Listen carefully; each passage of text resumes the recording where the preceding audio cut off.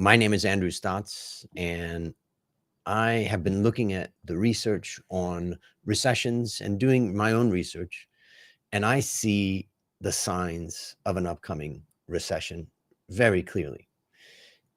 It's possible that that recession is already happening. I've done considerable research to try to come to that conclusion, and so I'm not going to speak about that. The question I want to speak about is, are you ready? In preparation for an impending recession, you as a business leader are expected to lead. It's your time. And leading means being proactive. One of the lessons I learned in my life, in my own business, in this case, Coffee Works, is I just didn't have enough experience in the old days when I was younger to see a recession coming or a collapse coming, as we had in the Asian financial crisis in 1997. And so naturally, it was hard to prepare. But that's no longer an excuse now for myself and for many others. So, what does it mean to be proactive? It means that you've got to start assessing your company's financial health and identifying vulnerabilities. It could be high debt or falling profits or low profit margins. You've also got to look at implementing cost cutting measures and exploring whether you could diversify revenue streams. You've also got to get employees involved. It's a brutal time if we go through a recession. It's hard for everybody. And of course, there's the customer relationships. Without the customers, you don't have a business. And finally, thinking about some contingency plans and also, what you can do to deepen those customer relationships. So I think that let's just talk briefly about why I think that there's an impending recession. The first thing is that we've had a sudden shock of higher prices and higher interest rates. In fact, the interest rate shock is enormous. Of course, no one can predict a recession and whether it's going to happen, how severe it's going to be. So I'm not here to say that I have the exact formula for predicting that, but I think there's enough indicators out there to say it's coming. And you may even see it right now. So as a business leader, really your job is to be proactive and prepare for the economic downturn. It's not enough to say, well, I didn't know. How would I know? And failure to properly prepare can bring dire circumstances for your company. And I can remember, again, going back to the 1997 crisis here we had in Thailand, which I don't think we're going into a crisis that big, but I can say that it was an extremely painful situation that people were experiencing. Now, maybe someone would ask, well, Andrew, why do you say there's an upcoming recession? Because, it seems like things are not too bad. Well, okay, here's a few signs that I see. Number one is the inverted yield curve. It's predicted every recession since 1968. Is it not going to predict this one? I think it's going to predict this one. A next one is unemployment. Basically, what some people will say is, Andrew, how can we have a recession when unemployment's so low? Well, that's the whole point. If you look at a graph of unemployment, you see that every time that unemployment comes down to a real low level, that's the sign that a recession is just about to happen. Look what's happening in the US right now with negotiations on wages, healthcare workers. We had railroad strike. We had auto workers strike. People are demanding that they get more money. And keep in mind that profit margins of companies are still strong, very strong. So workers have a right to ask for that, I suspect, if the company's strong. So they are asking for that, and companies are going to have to deal with that. Now, if you're not having a leading level of profit, then that's also going to be a profit problem for you. Another sign that I see of an upcoming recession is the slowdown in bank lending. And particularly in the US, I can start to see that we've already got a slowdown in bank lending for companies, let's say commercial purposes. Consumer and real estate loans are flattening. And I think that those will turn down. And then another sign that I see is weak consumer demand, which I think is a serious challenge. So the first step to trying to deal with this for your company is to look at the finances of your company. In fact, this is a time that some people may hide from the finances and not make the tough decisions. But the fact is if you can make the tough decisions now before the recession hits, you're going to be ahead of your competitors. And so what you want to do is look at your balance sheet, your income statement, cash flows, and look at the projections. You want to look for signs of vulnerability like high debt, declining profit margins, not enough cash on the balance sheet. This is the time to understand your company's financial position. Now, the other thing is during a recession, cost control becomes critical. You want to evaluate your company's operational efficiency and identify areas where you can cut costs. There's a great book that I read many years ago called The 6 Months Fix by Gary Sutton. And I can tell you that book is amazing when it comes to turning around companies. But the thing that I learned from that book is the only thing you can control now, right now in your business and in your life is costs. So focus on how you can reduce those costs and increase operational efficiency. It could be leaner processes. Yesterday, I went to an event organized by OPEX, and they talked about lean as one tool to improve the profitability of a company. It could be about negotiating contracts with suppliers and trying to get better prices there for your raw materials. It could be about optimizing your supply chain, maybe looking for new suppliers or other places to get things. Basically, reducing unnecessary expenses can help you get through this situation. Now, another thing to think about is where are your revenue streams? In the case of CoffeeWorks, in the last down cycle we just had related to COVID, coffee shops, restaurants, hotels, offices, all these things were closed. So it was a challenge to try to get revenue in a down market.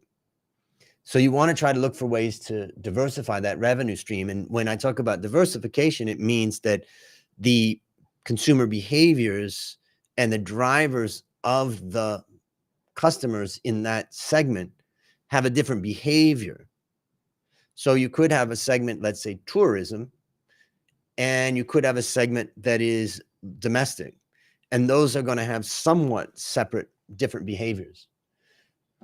It could be new products, it could be new markets, it could be different customer segments. Look at this type of diversification because it could help.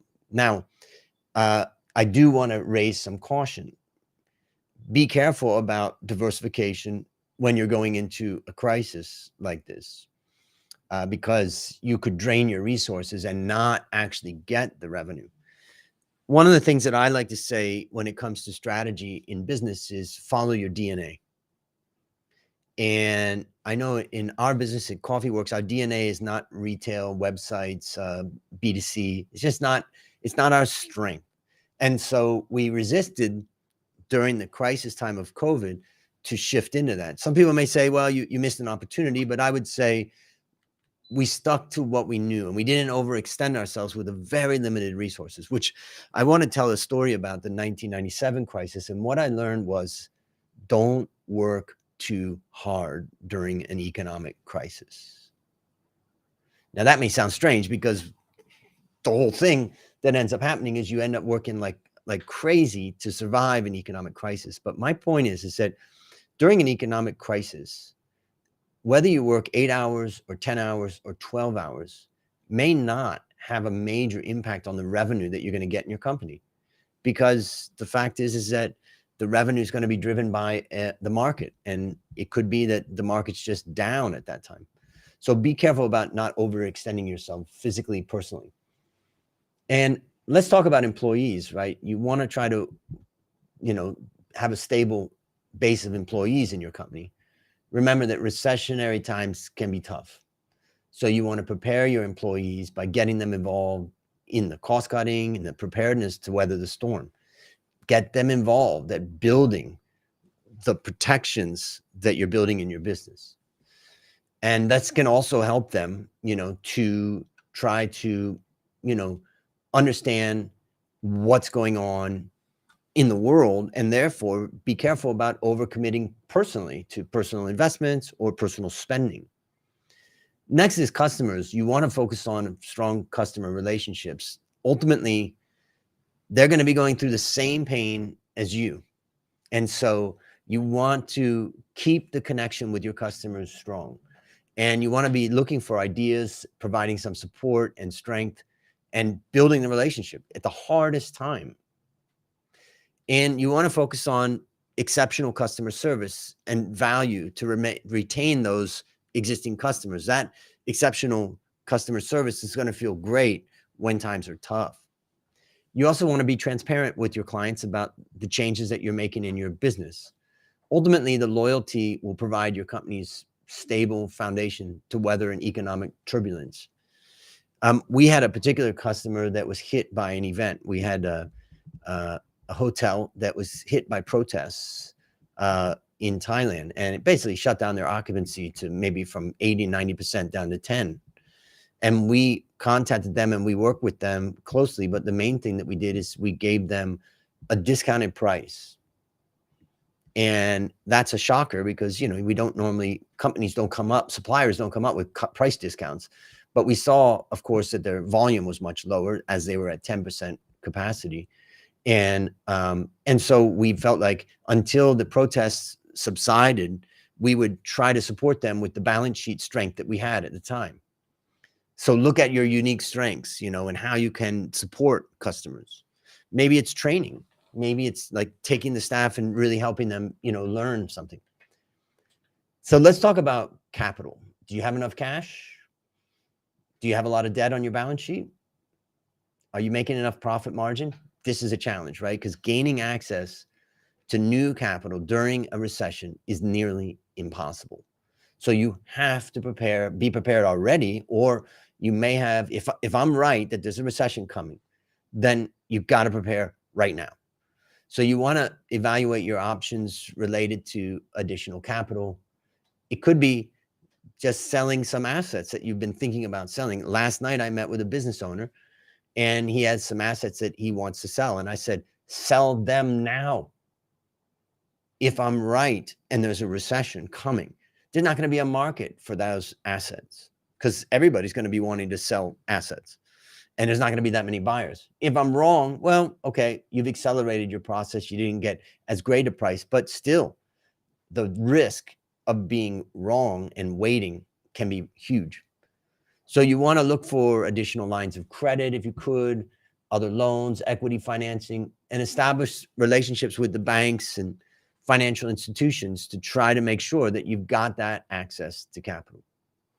Another thing is just creating contingency plans about how you're going to respond if this happens, right? It's going to help you to react swiftly if a recession does come. And of course, stay up to date. I'm trying to stay up to date on the indicators related to GDP and unemployment rates, consumer spending, those types of things. Stay aware of these things and what's going on. Ultimately, what I've learned from years of interviewing people and having now interviewed close to 800 people on my Worst Investment Ever podcast is that reducing risk has to do with intuition. Pay attention to what signals your body and mind is sending to you about the economy and the situation. Ultimately, it's impossible to predict a recession. We try, but to consistently predict, it's just very difficult. So you've got to be prudent in your business practices. So by conducting this financial health check, I've talked about cost-cutting strategies, trying to diversify revenue streams carefully, building resilience in your workforce, strengthening customer relationships, and ensuring that you've got access to capital, and of course, scenario planning. Your company can be in a better position to weather the economic downturn. So my challenge to you is stay vigilant, stay proactive, and stay prepared to navigate the challenges of a recession. Doing this can increase your company's chances of surviving and even thriving during that time of recession. This is what I've been thinking about this morning, and I've been working on this stuff for a while. And so I just wanted to share it today. Let's be prepared and let's make profit. This is Andrew Stotts. Thank you for listening, and I hope that you are prepared.